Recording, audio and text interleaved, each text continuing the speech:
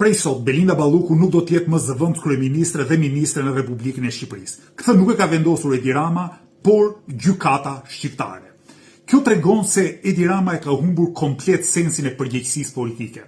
Në një rrethant tjetër, ai do ta kishte shkarkuar paraprakisht Ballukun për të shpëtuar minimalisht nderin e vet dhe të qeverisjes së tij.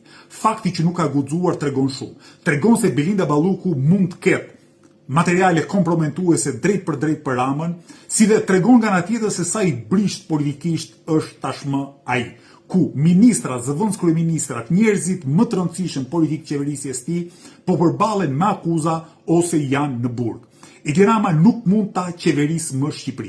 Është thellësisht i komprometuar. Ndaj shoqëria shqiptare duhet të ngrihet në këmbë, duhet kërkojë një zëri tashmë, dorëheqjen e Edi Ramës dhe zgjedhje të parakoshme. Lëvizja Bashk nuk ka frikë nga zgjedhjet e parakoshme, është e vetmja parti dhe e para parti politike që kërkon me ngulm zgjedhjet parakoshme në Republikën e Shqipërisë. Nuk mund na qeverisin më të korruptuarit.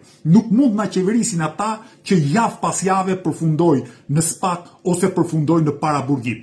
Tjetë për Edi Ramën, ai edhe sikur vetë përfundojnë paraburgime, tjetë në hetim, do vazhdojë një lloj si Erion Veliaj që të pretendojë se mund të qeverisë nga qelia. Jo, vendi ynë meriton shumë më mirë se kaq, vendi ynë meriton drejtësi në të gjitha pikpamjet e fjalës, edhe penale, edhe shoqërore, po mbi të gjitha vendi ynë meriton të qeveriset me ndershmëri.